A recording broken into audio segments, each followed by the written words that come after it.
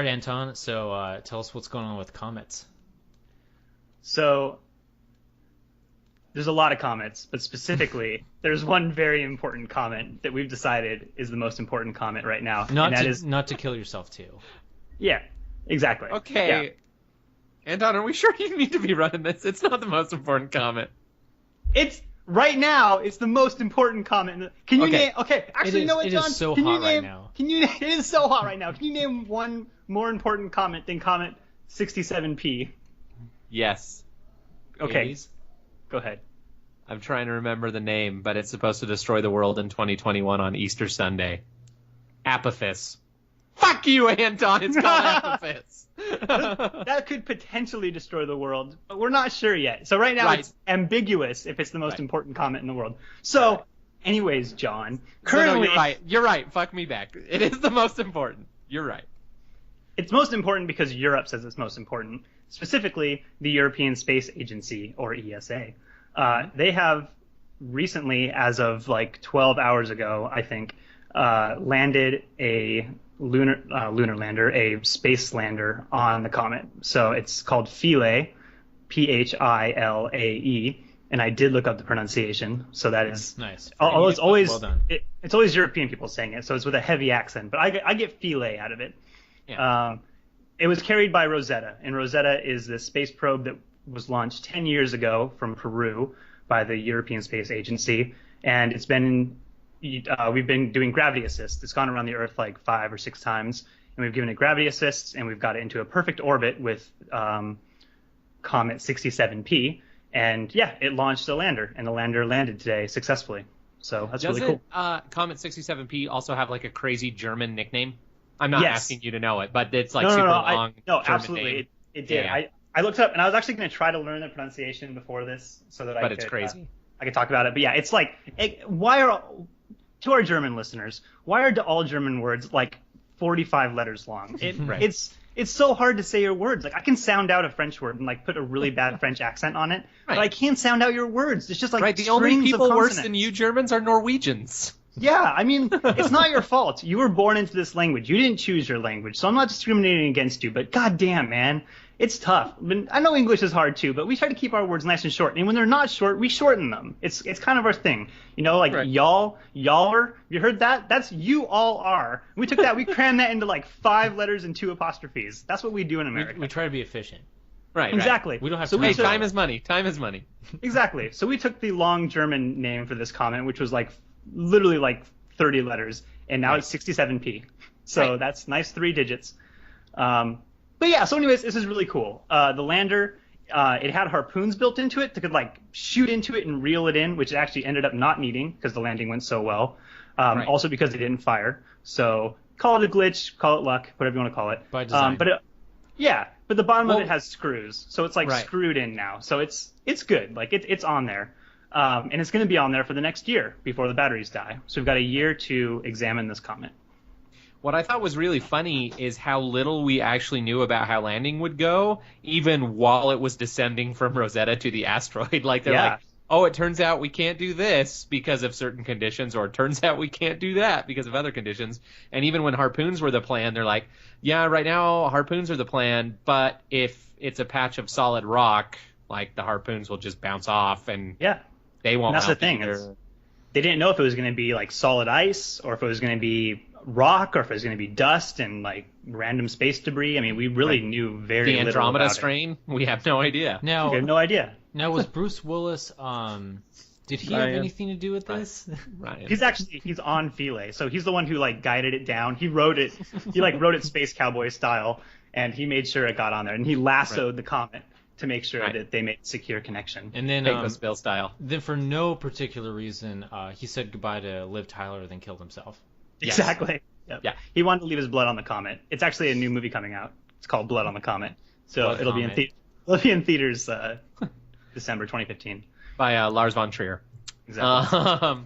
No, I like this is super cool, and I know that people always use really bad like analogies to describe, but seriously, this was like shooting a gun and trying to shoot a bullet out of the air that had been shot out of another gun, but by matching velocity. Like it was a pretty serious trick, and because it's so far away. Anton, do you have the number right there? I know it's over 1 million miles. Yeah, I know that it's 450,000 kilometers. I don't know what that translates to freedom units, but because they're European, they're using kilometers. So I mean, that's like 300,000 miles or like 250,000 miles. So, but it's awesome, and like Rosetta is actually million miles. Million miles. Yeah. Rosetta's acting as like a relay between us and it, so there's like a 30-minute delay. That's why we couldn't have like an actual person at a computer land it. It just all had to be programmed in, because they would have been like, turn left, but it's already crashed. Like 20-minute delay can cause a real big problem. And it's awesome. Like, there are so many different things that they are going to study, and I know that like the people with the deep pockets are all really excited about mining opportunities, about mining these asteroids for different things, and I just hope we don't anger the god of the asteroids. Yeah. That's basically how I feel. Well, it's interesting because I was reading up about like what's actually on the lander and what's actually on Rosetta and like the technology that we sent it with, and it's actually really, I mean, it's very, very old. We launched it 10 years ago, and it was in development for, I mean, the better part of a decade, if not longer, before that. So the instruments on it are actually pretty out of date, and there's not a lot it can really do. I mean, I believe they're going to try to analyze the substance of the comet and try to figure out what it's made of. They're specifically looking for amino acid compounds to see if possibly that's where life could have originated from on Earth. If a comet with amino acids crashed into the lush environment, then, you know, bada bing, bada boom, you know, we got some monkeys, and, you know, here we are, because that's how evolution works. That like 3 steps. You mean God put the rock on there? You're right. So, I mean, God let me correct you there. God grabbed the rock 6,000 years ago and gently placed it here on Earth. We're trying to find frozen Adam and Eve. So we figure, you know, God put Adam and Eve into a giant, like, ice cube tray and then flung the tray at the solar system, and it hit Earth. And then 6,000 years ago, you know, we started evolving into dinosaurs and now people. So or strippers and beer volcanoes for you Flying Spaghetti Monster followers out there. Absolutely. Yes. Or Xenon, whatever you choose to believe. For Scientology. You know, whatever your personal beliefs are. So anyways, why did they blow up all the Boeing 747s on the volcanoes? Was it to excise thetans? I forget. I kind of got lost during that chapter. It was pretty rough. I skimmed it. Right, I skimmed it. Yep. This is why I'll never be a good Scientologist. I'm like, really? Notes. I have to read this? L. Ron Hubbard? Thanks. You bastard. It's way too long. But it's cool. This is a huge achievement. I tweeted, and sometimes I get really, you know, emotional and dramatic in my tweeting, and today was one of those days. Because seriously, it's like what I said, it's kind of how I feel. Like, it's been a long time since humanity could look up with, like, a united purpose. And this was kind of that. It's really awesome. Like, basically, since the moon landings, everything else has kind of flown under the radar. Like, people are super shocked to find out how often we're still sending supplies and stuff to ISS just because no one knows about it, right? But those people need food and new equipment and stuff like that. But so this is just awesome because people were they knew about it. Like, the entire global community knew about it. But unfortunately, I feel like most people are more up to date on that Kim Kardashian cover story thing than us landing anything on comets. Oh, for sure. Even like within 8 hours of the landing, someone had already compiled all of the people who were incorrectly attributing it to NASA. Yeah. Like, everyone's like, way to go, NASA. And it's like, no, NASA had nothing to do with this one. Sorry. I think NASA did provide some support. I mean, but they weren't actively involved in the project. I mean, it wasn't one of their projects whatsoever. I do think they helped. They helped in some capacity, as did, I mean, I think every major, all the space agencies work together. I mean, we work together with China and Russia and the European Space Agency. I mean, it's a pretty collaborative process, but this was definitely headed up primarily by them. Because what's cool is that when space is involved, people can work out their differences, turns out. Get shit done. Scientists are just like, I don't care where the fuck I live. Let's build a freaking Hadron Collider and go to space. Those are science. I think it's been a really slow process, but I do think people are getting more interested in the things that are going on in space. I mean, before we had Rosetta, there was the Vesta comet, I think it was called, and we had a flyby and got a bunch of pictures of Vesta, and that was in the news for a while. And then there's the Mars rover, which people were really, really excited about, and that supposed like mission to Mars that everybody was talking about for a while. And so I don't know. I think there's been some renewed interest, but it's definitely still like bottom page news. It's hard to come by information, Well, and what's still like, here's the thing. I am like the first person to jump up and paint signs to support space exploration because I think it's just the fucking coolest thing ever. But there is the argument to be made that like, hey, let's figure out how to explore our oceans. That's true. Let's kind of figure shit out. Let's, put all of these billions of dollars towards stuff that's kind of more immediate. But at the same time, I don't know. Like, I am a firm believer that, like, the spirit of humanity is exploration and adventure. And more power to them. Like, this kind of crap, this is super exciting. Well, I'm more of a fan of the world is just going to turn into, like, a giant ashtray or something like Wall-E-esque, and we're just going to have to leave. Just because I think people care more about, like, being comfortable in their giant SUVs driving to, like, the grocery stores than saving the planet. Right. Yeah, absolutely. So we might as well just be like, well, no one here collectively cares about the planet. Yeah, it makes you wonder, like, how many, of their loved ones have to die before they start to care. And it's probably all of them. Well, and also, like, overpopulation. Like, the world is way overpopulated. Like, it can't support how many people are even currently here. And people just keep fucking and having tons of kids. Non-stop. Yeah. Looking at you, Mormons and Catholics. Look at you guys. 6 Come on kids now. Catholic. 6 kids Catholic. No, but have you guys seen, and now I feel terrible because his name has escaped me, but there is a, I believe he's a Japanese physicist, and he talks about the problem of the idea of moving to another planet, though. Oh, because he's like, NYU let's shrink professor? everything down. Yeah, and he talks about, instead of thinking of the Earth, think of a test tube. Yeah. And he's like, we are bacteria and we reproduce at a certain rate, right? So if you start with 2 bacteria and they fill a test tube and you get this idea, you're like, oh, let's just move everyone to a new test tube. That doesn't solve the problem because you have just as quick of a reproduction rate. Mm-hmm. So it talks about if you have like 4 blank test tubes and you take the full test tube and move them all to those like equally among those 4, those 4 will be full way quicker than the first one was, just because of the way reproduction works. Mm-hmm. So it's like we kind of need to figure our shit out before we start spreading our filth throughout the stars. Well, or just be more selective about who we take. Well, I think the key would be that if we did find somewhere... I'm dying, sorry. I think if we did find somewhere new to settle, like we were able to find an exoplanet or we were able to terraform one of our own planets, this is coming because I've been playing a lot of Civilization Beyond Earth recently. So awesome. the key would be to like take our knowledge of what we fucked up on Earth and abandon Earth because it's the worst and we ruined it, and not fuck up the new planet. It would give us a clean breakpoint, because the reason we can't change anything right now is there are no more clean breakpoints. Like why is the American Constitution so reveled as such an amazing document, and why is everybody like start looking at these new democratic societies? It's because they all had clean starts. Like we went to a new land, we started completely fresh, and that's why things are the way they are. But now we have systems where we're like, oh, we don't like our voting system, we wish we could change it, and but we can't. But we can't because it's in process. There's no clean slate. We have elections, but those are little minor changes that build up over time, and it's hard for people to care about little minor changes that build up over time. The same reason why they don't care about, the planet going to shit, because it's not going to affect them. It's not going to affect their kids. It's not going to affect their kids' kids. It's not going to affect them until 10 generations down the line when, there's no more atmosphere. And like I'm going to be a little bit of a negative Nancy here, but I think what? No. If we do like ever leave the planet, it's obviously just going to be the super rich and like the like PhD professors that like need to be there. So it's gonna be the people who can afford to do it and the people who we need to just based on like their knowledge.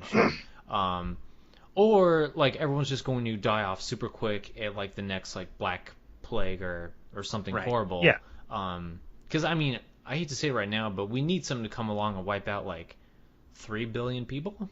Yeah, we need like a minor extinction, like a near extinction for sure. The fact is, no, it's true. There's too many goddamn people. No, I'm not. All you fucking I'm people. not laughing there's too many because it's not true. I'm laughing because it's us 3 plotting the demise of humanity. We're not plotting it. We're just talking about. All I'm saying is I'm gonna be on that goddamn ship and I'll stab both of you to get there. Like I don't want to take any part in this. I'm just saying it should happen naturally. Right.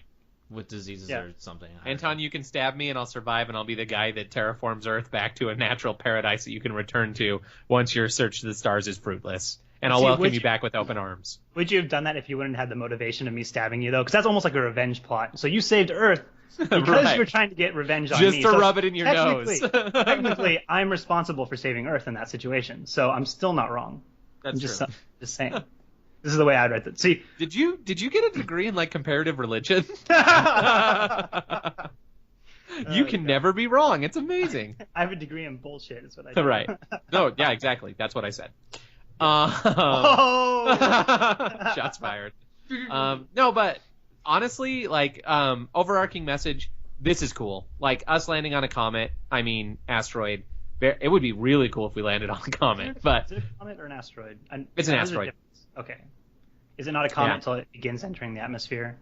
And then there's meteor, meteorite, asteroid, and comet, and I believe they're all different.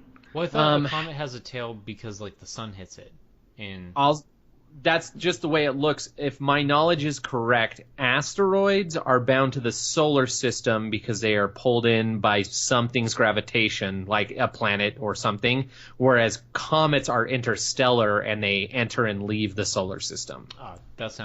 They're not bound by any of the gravity of the Milky Way objects, if that makes sense. And stars are created by gas that Charlie burns in the basement.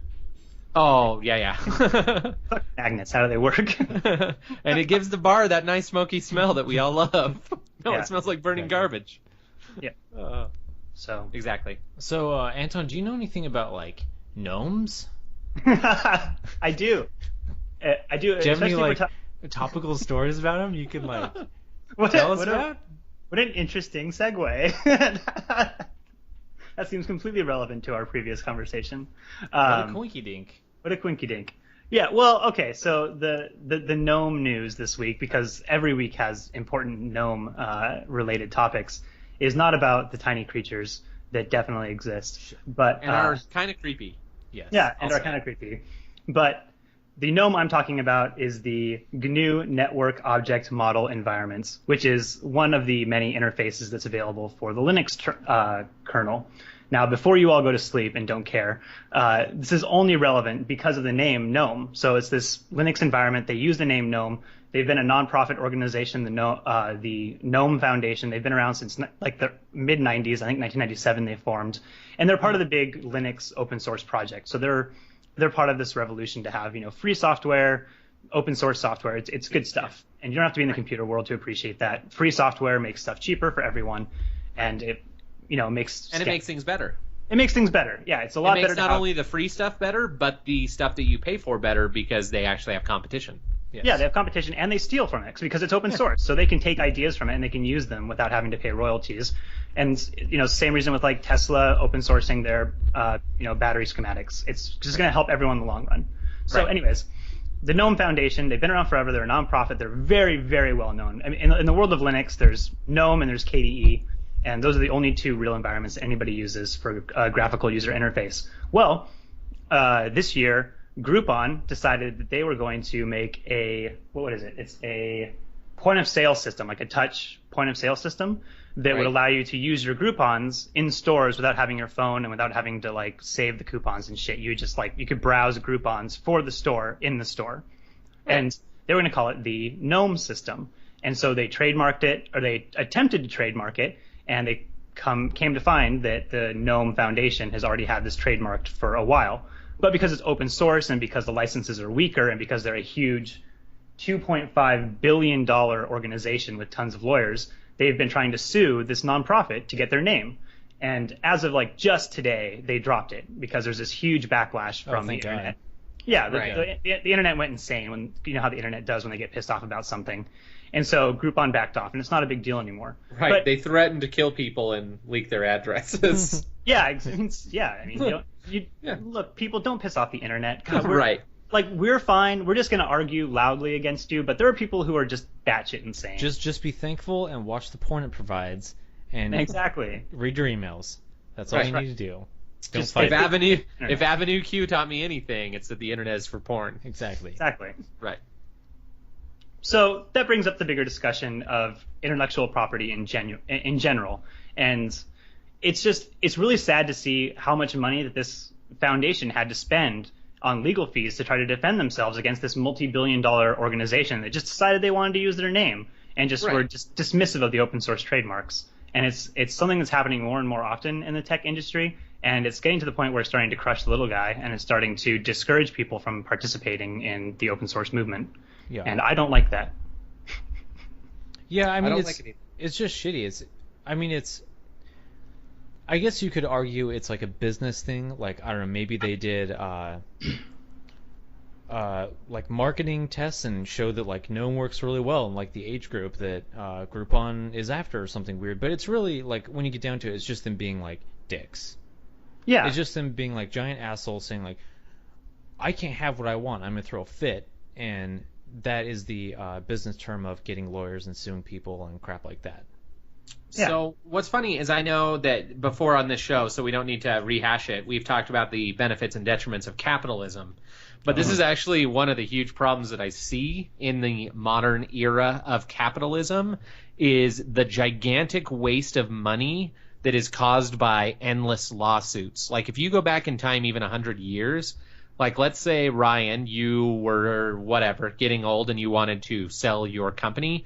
Basically, you would meet with who you wanted to sell it to, decide, and then like multi-billion-dollar deals were decided with a handshake. And like that's it.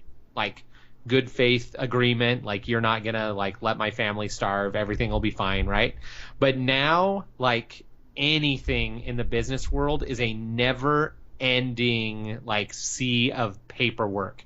And it's just people trying to fuck over other people for cents on the dollar. Mm-hmm. But if they can do it for enough cents on the dollar, they can become rich, you know? And it's just like, it's become its own money-making game within the world of making money, which is just ridiculous. Like, there are these constant fights and battles and arguments over the dumbest shit. And I know that when we talked about discussing this, the first thing that came to mind was Apple and Samsung, who have been going back and forth and suing each other for just like the dumbest crap ever.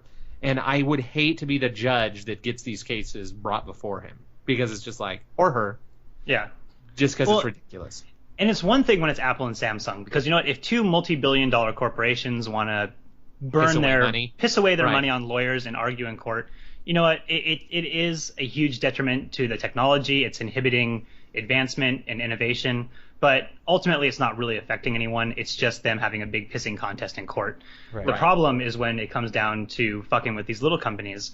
I read that, so the Gnome Foundation posted on their website and said, they basically started like a Kickstarter and said, we don't have the funds to do this, we're nonprofit, just to hire the lawyers to go to court to give them our existing patent and to say we already have this trademark, just for them to go to court, give them the trademark that already exists and say we already have this, you can't use this. They needed $80,000 just because there's like 3 or 4 different trademarks that they were contesting, and each of them were going to cost about $20,000 worth of legal fees just to defend. They shouldn't have to. They already legally own the rights. There's no, have to. Right. It should be pretty open and shut. It should be $0. It should be like, oh, there it is. Let me look it up. Oh, it exists. Well, fuck, I guess I can't do that. Yeah. But these companies know they can spend the money. And if they can win in court because they can outspend the other guy, then the law doesn't matter. Yeah, and in like the world as it should be, they should just be like, oh, you know, we should call it Gnome, see if that's taken. Yep. All right, well, what else can we use? Yeah, it should be like buying a domain. Like you go to buy the domain and GoDaddy's like, oh, I'm sorry, gnome.com's already taken, idiot. Choose something like way less specific because the internet's been around forever and everybody already owns everything. Mm-hmm. Which I tried to purchase a website, dickpics.com. This is a real story, by the way, dickpicks.com. And it is, someone has purchased it, but it's just parked. They don't have anything on it. Mm-hmm. I think it's something I didn't contact them to see how much, but we were 3D printing and laser cutting guitar picks in the shape of male genitalia, and we thought dick pics would be a really great domain for that. That would be a brilliant domain. Yeah, but now you got to do like DIX, PIX with 3 exclamation marks. And you got to throw like LY at the end of it, because that's what all startups do. Something Dick Pixley. Done. There you go. That being said, $80 billion in venture capital. Right. Nailed it. Because you drew it on paper. Right. That's the way of the world. I'll put it on Kickstarter. and Anton will hate me. I will not invest in it. That's Unless okay. you I'll have, still like, cut you in on videos the profit. of I'll still cut you in on the profit Okay. of So- dickpics.com. I don't know. That's Yeah. It sucks that we live in a world where giant corporations can squash little people just because the little people can't afford to fight over stuff that is clearly legally theirs. yeah. Yeah, I believe it was Rocco's Modern Life that said you can't fight City Hall, you can't fight corporate America because they are big and we are small. Yes. Yeah, I do believe that. Mm-hmm. That was Rocco's Modern Life. Dude, that show is actually really great. It is really good, dude. I feel like a lot of people don't appreciate Rocco's Modern Life for the genius that it was. It was a great cartoon. Great. It was good. Oh, Nicktoon. Yeah, and it was one of the ones that totally ripped off the... I don't know if Ren and Stimpy was the first to do it, but like the super close-up gross. I remember Rocco's Modern Life would do that as well. Stimpy did it first. Yeah. They had like a whole different animation style when they got in it, like in and gross. Yeah, it got super detailed. Like really detailed. And now SpongeBob does it, because SpongeBob just rips off everything that's good. And yet somehow makes it bad. I'm just saying. You guys will never have another Animaniacs. They need, even though they're both Nickelodeon, the creators of Ren and Stimpy should file a patent lawsuit against Rocco's Modern Life and SpongeBob and just make a clean sweep, dude. Get it all pulled off the shelf. It's their trademark. We did the zoom in gross thing. That's obviously covered by our trademark. So you guys need to pull this shit off the air and no more of that ever. And then Kodak needs to go back. I think it was Xerox needs to go back in time and trademark the GUI interface and make everyone not use those because they had it first. They just didn't. That's a really good point to bring up, though, because that's where we are now. A lot of people don't know that and will never know that Xerox is primarily responsible for the graphical user interface that we now use in Windows and Mac OS and iOS and Android and Linux, GNOME, things like that. It's like, where would we be if they had trademarked that and patented that and locked it down and didn't let anyone else use it? We'd be in a world where we have Xerox operating systems only. If you ever tried to use a Xerox, how often does your Xerox work? It's in the classification of printer, and printers never work. Yes. Printers are created by Satan for people to frustrate us. I'm pretty sure, it's documented somewhere. It's true. Yeah. It's a scientific What's fact. great is having never worked in IT, I love printers. Because when my printer breaks, I just send a message to someone and I get a brand new printer. Yep. You ruin someone's day is what you do. Every time I know. Because it's not the hardest thing. It's just the most annoying thing. Mm-hmm. Yeah. Oh, my printer's not working. Then fucking email it. Why are you printing shit? Stop it. Right. Knock that shit No, off. my favorite thing to do ever is, because I know all my tech guys, and it's just to like email them and be like, hey, my printer's squeaking. Can you come check it out? If it's squeaking, it means it's working, which means it's not broken, which means I'm not going to check it out. But that's what's funny is I'm fine with that. They still have to walk clear the fuck over to my building and look at my printer. Hey, I just do it when I'm lonely. You kill a little bit of them each time. You're literally Hitler.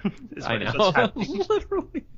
You're literally Hitler. I believe that I was not joining in on the conversation about mass extinctions that need to take place. Those are justified mass extinctions, okay? It's different. We're not we're not saying that all the Jews need to be extinct. What we're saying is that all of everyone needs to be extinct, except a few of the Jews, a few, but a few of everyone else too. Like me and like a bunch of attractive people and some smart people and some like real go-getters, and then that's it.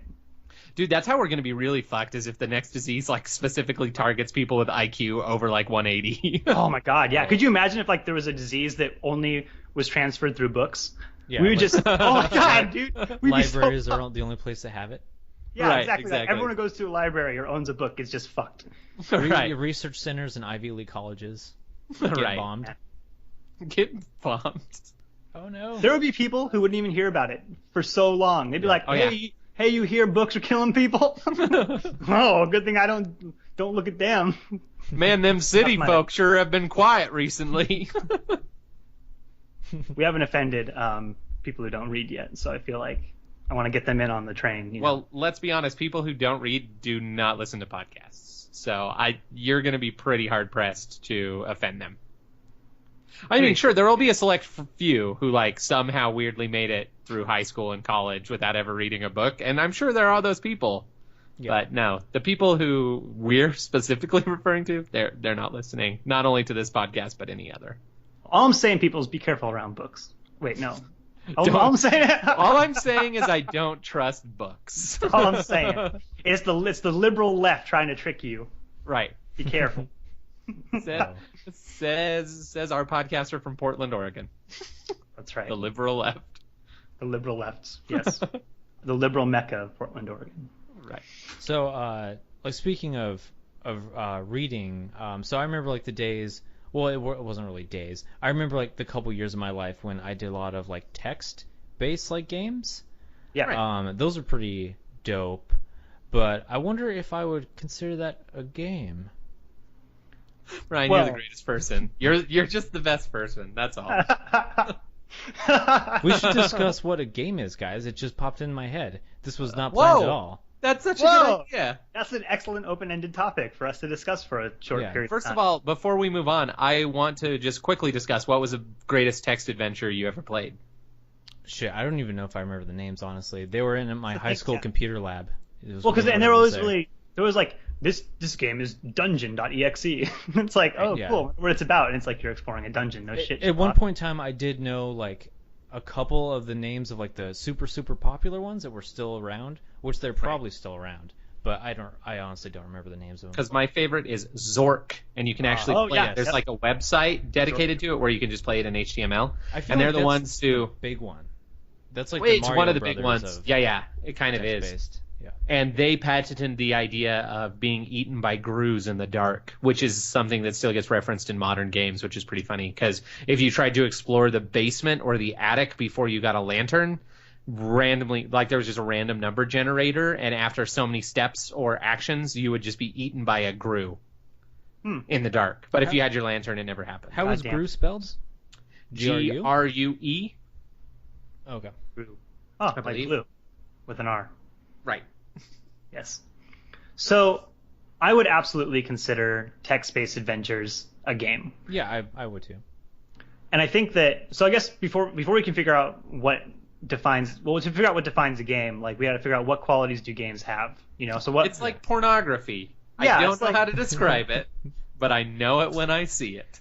Well, I think, so one thing is. Mostly because I've typed into the search bar, pornography. Boobies. Right. Boobies, please Google, go. Sex and nakedness. Right. Butts. Butts and tits and sex. Frosted butts. Frosted butts. So I think we can all agree that it should require some sort of like challenge or like skill. Yes. Yeah. Jenga. Yeah. Okay. Or Parcheesi. Right. You have Scrabble. to do something to progress. There must be action. Action. Something. There has to be steps. Things have to happen if you do stuff right. Right. Consequences. Yeah, consequences. There should be some sort of consequence, or there should be laws of physics must apply.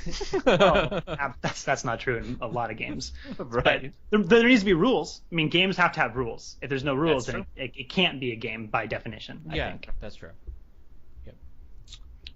And there can't be Indian apocalypses out of nowhere. There absolutely can. Okay, we'll get there. John, there absolutely can. Easy. Whoa, you guys. Whoa, down, boy, down. You can't find out when you get all the way through the game that you've had an unreliable narrator the entire time. Okay. Well, I'm gonna get right to it. Here's what I think constitutes a game, because I've thought about this before, and I think a game has to have a failure state. That's my that's my condition. I'm on like board.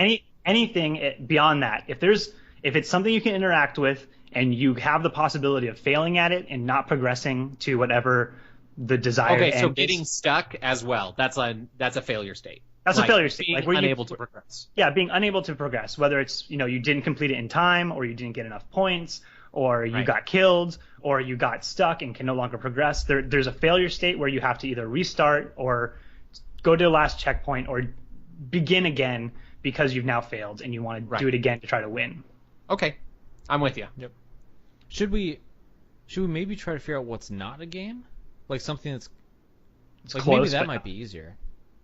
Well, I think the best example would be a game called Dear Escher. Have you guys heard or played this game? I've heard of it, have not played it. So it's classified as a game. It's available on Steam. You can download it, but people are really hesitant to call it a game because it's first person. It's an adventure game, kind of in the style of Myst, but it's full 3D, so you can walk around like you're a full first person character, but you can't affect anything. You walk along. It's a big open island. As you walk to different areas, like the spirits talk to you and you find like information about what's happened on the island.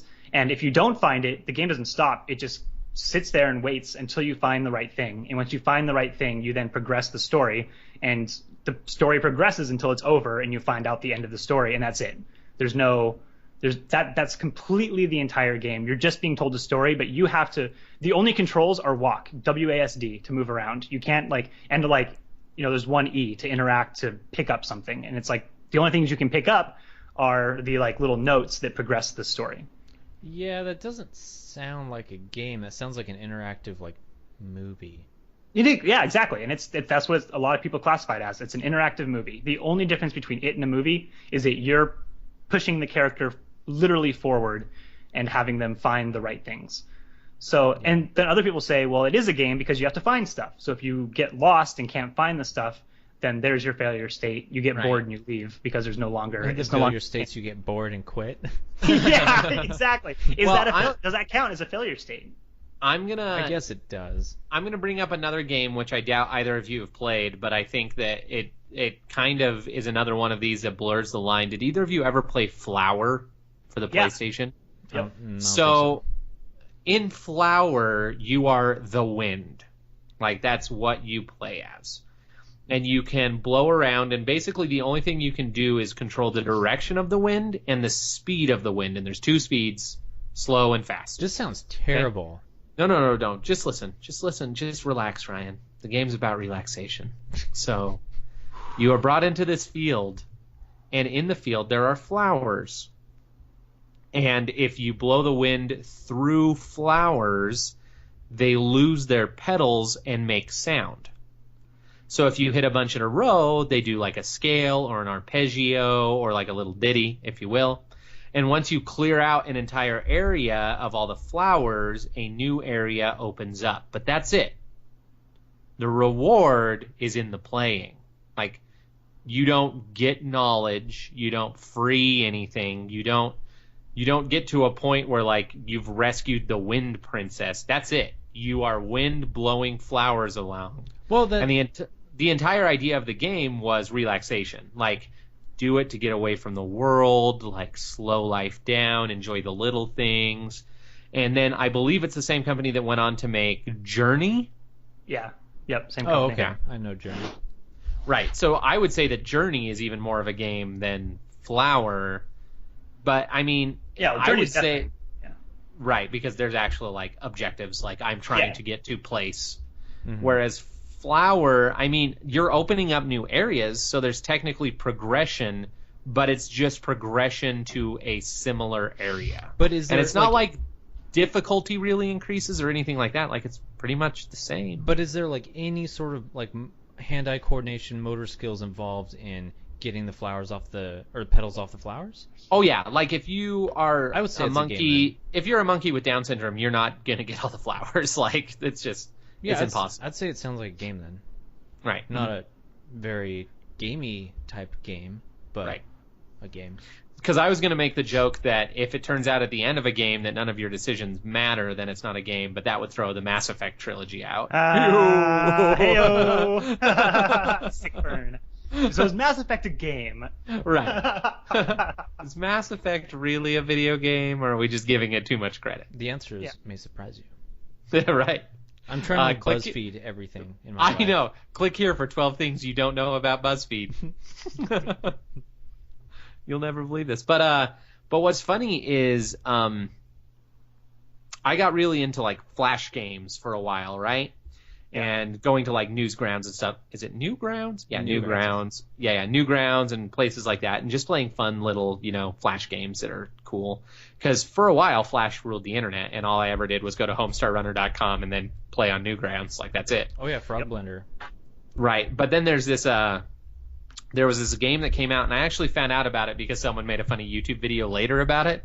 but they won second place for like game of the year, and it was a quote unquote RPG, but it was called like simple RPG. So like you would go through the game, but you couldn't fail because you ever had at most 2 options. And it was like it was weird because it's like it would flash a screen and it would say like press H to hit. And you could mash everywhere else on the keyboard, nothing would happen. And then when you hit H, it hits the enemy and kills it, and you get experience. And then it goes to a level up screen, and it's like, what do you want to level up? But you can only upgrade strength. Like, it's the only option. And they won because it was kind of like, it's supposed to be funny. Like, and it was. But the YouTube video that was made after it was a kid complaining about why he didn't understand how it had won second best game because it wasn't a game.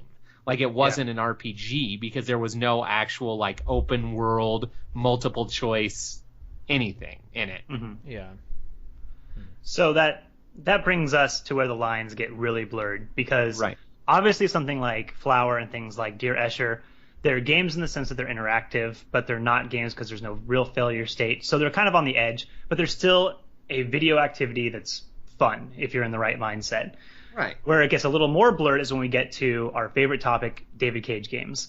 Right. So this is where, all jokes aside, let me just be clear. Definitely video games. Like, I won't argue. I'm a logical person, and I understand that. Yeah. Yeah, and I totally agree with you. I think that they are video games, but there are people who say that they're not. They shouldn't be classified as video games because really, with very, very rare exceptions, there are no failure states in a David Cage game. Like, take Heavy Rain. There's a lot of decisions, and those decisions will all lead you in one direction or another, and there's multiple endings, and the story can unfold in different ways. But there are no wrong choices. Whatever choice you make leads you down a different path, and you cannot fail at that game. Right. You can just get a bad ending. But that's not a failure. It's just one of the possible endings. It's more. If I remember right, his game before Heavy Rain, I know that in Europe and Canada it was called Fahrenheit. What was it called here? Is that what it's called here too? Yeah, I know it by Fahrenheit. I don't know if it's called something else, but I know that if you make mistakes in that, it would say like, no, that's not how the story goes, and then it would restart to a checkpoint. Like, if you made your character behave out of character, he'd be like, no, that's not the way my story goes. And then it would start over. And then, did Heavy Rain not have that same mechanic? No, it didn't. And Beyond Two Souls was the same way. Like, any situation where you could fail, big quotes, like, say there's a police chase and you get caught by the police or you get shot by the police, well, then the story continues at the police station. It's like the failure states are built in so that even if you fail, you're just continuing down the story in a less desirable or a different manner, Right. And I don't think there was any way, and I could be wrong because, it's been a while since I played both those games, but I mean, there were places where I totally fucked up and, like, the game should have taken me to a checkpoint, but it didn't. It just continued differently. Well, and I mean, I guess that, though sticking with your same definition of what makes a game, there are definitely ways in both Beyond Two Souls and Heavy Rain you can get stuck, where if you don't do what the game wants you to do, nothing will happen. Like, there won't be progression one way or another. Like, the specific ones that you just mentioned, like cop chases or whatever, but, like, in Heavy Rain, if you are investigating a crime scene, like, if you don't investigate or you don't leave the crime scene, it'll stay there forever. Like, you are stuck without progression. You can just leave. You can not investigate anything, but then that character's future will suffer because of it. You know what I mean? Yep. And I mean, same thing with Beyond Two Souls, where it's like you can be a total bitch and not help anyone on the farm, but it won't change what's going to happen other than people on the farm won't like you. Do these games take any sort of skill? Yes. Well, they're QuickTime events. So, I mean, that's... Basically, there's like a situation. You can argue whether or not QuickTime events are a skill. Well, yeah, but I mean, it's not really. It's timing more. It's basically really, really, really simple Guitar Hero. But that's what it is. It's like press A to dodge the bullet. Oh, you didn't hit it in time. You got shot. Now you're a character who's been shot. So it doesn't really change anything. But that's the only skill. Is if you want to get like a certain ending, you have to be able to react appropriately. Right, and like with Heavy Rain, there are multiple investigation scenarios where you're like investigating crime scenes or stuff like that. And, I mean, sometimes you do kind of have to think outside the box to find all of the clues. They're not all immediately evident. So, I mean, there are differing levels of difficulty, but no, they are not something that would require like high level gameplay at all. Like anyone, you could put a 5-year-old in front of these games and they'd be able to complete them, like with no prior knowledge of video gaming whatsoever. You know, so that's kind of. So does it matter? I mean, I guess that's what it leads it to. If something is or isn't a game, does it matter? I mean, I don't know, because I love movies and I love video games, but why I've loved video games more my whole life is because they let you play the movies. You know what I mean? Like, even in games where I totally understood that my decisions didn't matter, like I'll go back. I know we always talk about this, but I'll go back to the original Halo for the original Xbox. And it was like, there's no way that you can argue that that game's not linear, because it's 100% linear. It's not open world at all. Like, you are guided. I mean, they did a good job of making the worlds large enough that it felt open world, but I mean, you're funneled through a chute every decision you make. Yeah. And if you don't make the right decisions, you die and you start back at a checkpoint. You have to do it all over again. Or if you die, you start back at a checkpoint. You know what I mean? But even knowing all of that while I'm playing through it, you feel accomplishment. You feel like you're doing things. Like, and I think that's why video games are awesome. Like, that's why those PlayStation commercials where it's all the video game characters talking about, you know, for David, because David was there when I needed him, and then it turns out that it's the guy playing the game is David. Yeah. Like, those were all really cool for me, because you do feel that way. Like, you feel like when you're saving soldiers, you're actually saving soldiers, and like when you're, you know, trying to save Cortana, that you're actually saving Cortana, you know, as opposed to sitting back and passively watching a movie. That's way harder for me to put myself in the shoes of any individual character. But if I'm actually controlling that character and making decisions and pressing buttons and shooting guns and stuff, then I connect with it a lot more. I feel better for a character if I can be the one to press X to pay my respects, you know? Yeah. So I don't know if you've seen that or not, but that's been a very funny. Yeah. And I also feel way better about killing a motherfucker when I'm the one that presses the trigger that shoots that motherfucker in the head. Yeah, totally. Yeah. That's the thing, is that I guess it doesn't really matter, but I have a hard time getting into a game that either doesn't have a story to drag me along that I'm interested in, or a consequence for failing. You know, that's the reward from a game, is not getting the consequence. It's succeeding. It's not even necessarily the reward. It's just kind of knowing that you overcame. You know, even if you get, you know, you unlock the new bow at the end of the dungeon for Link, it's not necessarily about getting the new bow. It's like you fucking killed every motherfucker in your way. You killed Ganon and you got the cool new bow. And sometimes it's less about the reward and more about overcoming, you know, all the challenges that were facing you. Mm-hmm. Well, yeah, and I remember being a kid, right, back in the days before the internet, and you would, like, hear these rumors about, like, oh, so you beat Ocarina of Time, but did you get the Bagoron sword, you know? And it, like, opened up this whole new world of, whoa, not only can I beat it, but I can be even more awesome, you know? Mm-hmm. And I love that that's a thing in games where it's, like, most high-level video games have at least 2 different states that you can win them in, and there's one where it's like, yeah, this is the basic, but then there's this other route you can go that makes you even more of a badass, you know, and it's just like, I love that. I love replayability. I love being able to go back into a game and experience something totally different. And as much shit as I give David Cage, something like Heavy Rain has not unending, but it has tons of replayability. It's like 16 or 14 endings. Right, you can make different choices, and you can get totally different endings and totally different character development arcs and stuff like that. And I feel like that's something that a lot of games miss, that they don't do well, if at all. So it's like, I just feel like we have games like Battlefield 4 that's on one end of the spectrum, and then we have David Cage games that are on the totally opposite end of the spectrum, where he kind of says, fuck gameplay, I don't really care about that aspect of it, but what I care about is, let's tell a story that can change every different time you play it. Yeah. And provide a lot of social commentary, because that's his big thing. You know, it's every game that he makes it's trying to make a fucking point about something. You know, he's got an agenda. But then again, you feel making Battlefield have an agenda. You know, there's things that they sneak into those campaign missions. You know, they're making a statement about something. So. Yeah. So here's my main question about David Cage, though, since I haven't said anything insulting in a while. Yeah. With all the money that he gets paid to make those games, why can he not hire decent voice actors? Good choice. Well, I think he blew a lot of money getting William Dafoe and was it Ellen Page and yeah, but listen to everyone else in that game. Yeah, I know. It's like that's well, that's why. It's like when they make they make a movie with like one big star and they blew all their money on that one. Like, did you read that? Like Jim Carrey and what's his face that were in Dumb and Dumber. It's like Jim Carrey got paid like $50 million and the other guy got paid like $50,000. And so it's like they blew all their goddamn money on Jim Carrey, and that's why the rest not a lot of special effects in that movie. That's actually kind of like, I mean, yeah, it does make sense. But on the other hand, like Jeff Daniels has actually been in a couple pretty successful movies. Oh yeah, absolutely. Since Dumb and Dumber, whereas Jim Carrey is doing Mr. Popper's Penguins. He's doing really bad episodes of SNL is what he's doing. That was shameful, Jim Carrey. Well, the Matthew McConaughey Lincoln commercials were pretty good. Those were good. Yeah. Does Jeff Daniels still have that like newsroom show or whatever it is? Is that still? No, it got canceled. I think so. Oh, but I might be wrong.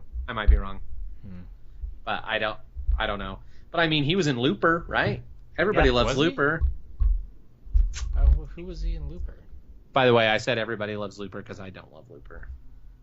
I didn't mind Which sucks because I loved his first film. I'll give it a solid 4 out of 10. A++ would see again. Wait, how is 4 out of 10 A++? You're right. It's more like 12 out of 10. C- would never watch again. Nice. Nice.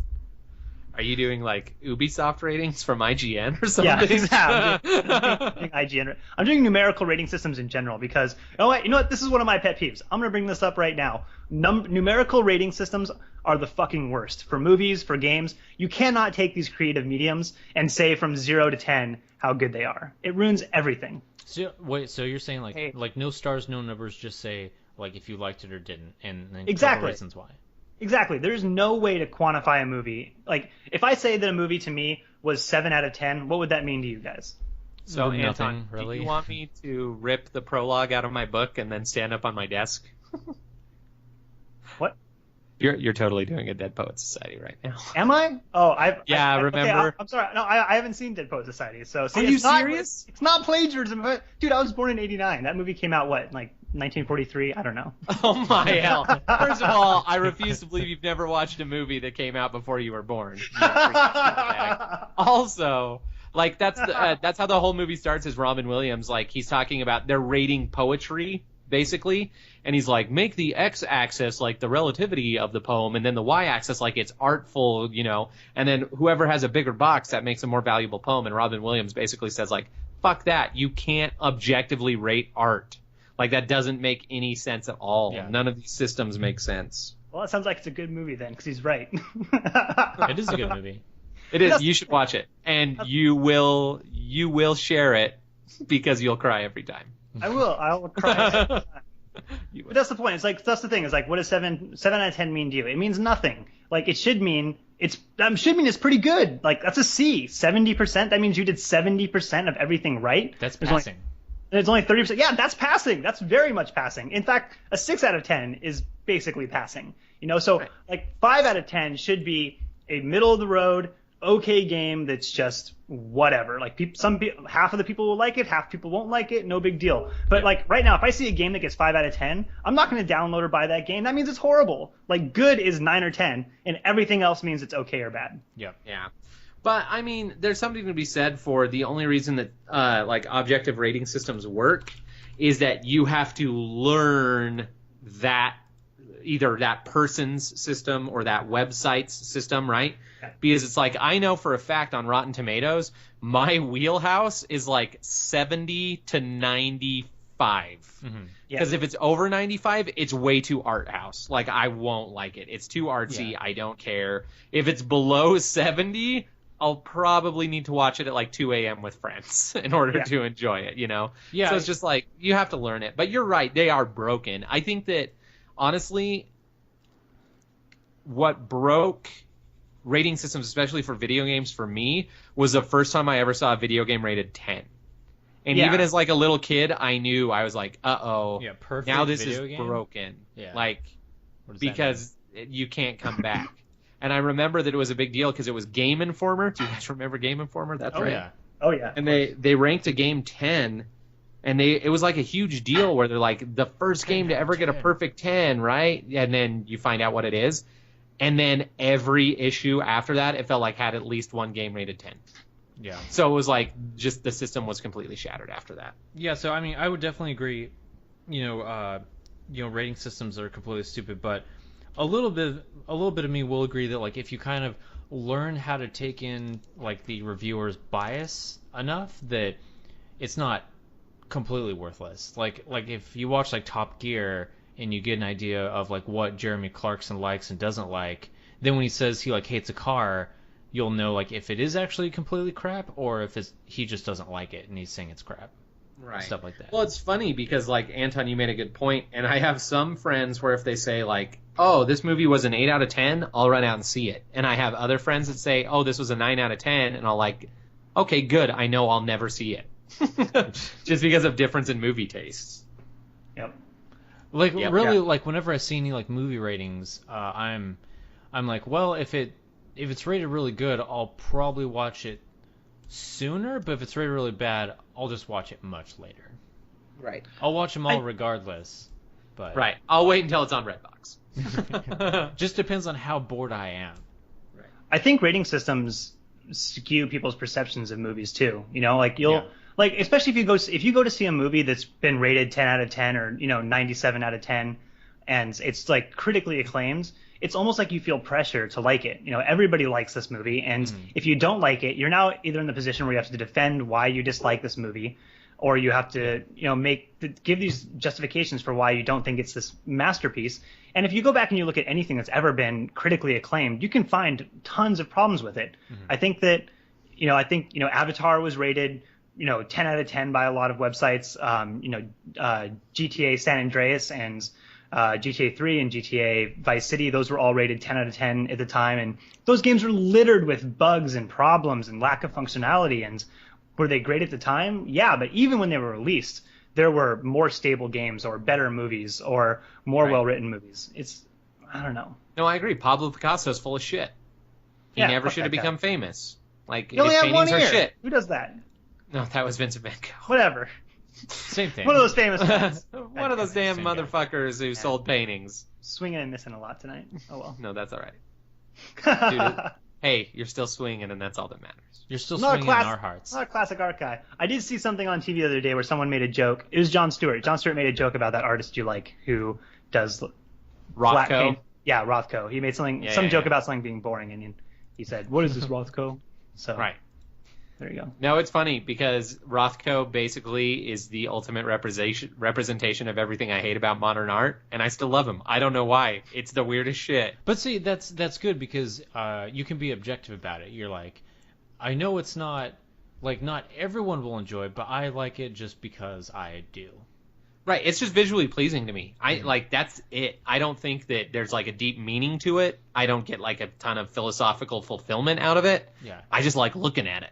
Well, and like one of like my biggest like pet peeves with like people I've met over the years is when people are like no, I don't like that thing. Like if I was like, no, John, those paintings are 100% crap. It's a fact. You're stupid for liking them. Like I can't stand like people like that. They must be like Sith because they deal in absolutes. Only the Sith deal in absolutes. Exactly. But awesome. Yeah, I think like no matter what, I mean, you can be objective. Like there's a lot of like music and movies I like, but I know the vast majority of people like wouldn't enjoy them. But I don't know. They just did something that I enjoyed. I don't know. What this will always make me think of is so I went on a 2-year religiously affiliated vacation, and when I got back from that, one of the very first movies I saw in theater was There Will Be Blood. Like it had just been released, right? Mm-hmm. So I sit through that whole movie. Best movie now, ever made. No, let me tell you now. I do love that movie. I think it's really good. I don't think it's best movie ever made, but it's a really fantastic film. But I remember walking out of the theater with my friend Cameron, and basically he asked me what I thought, and I said, the cinematography was brilliant. The acting is some of the best I've ever seen. The soundtrack was like unparalleled, and I hated it. I don't know why. Like all of the technical aspects of what make film good was there, but I hated it. Like I hated every minute of it.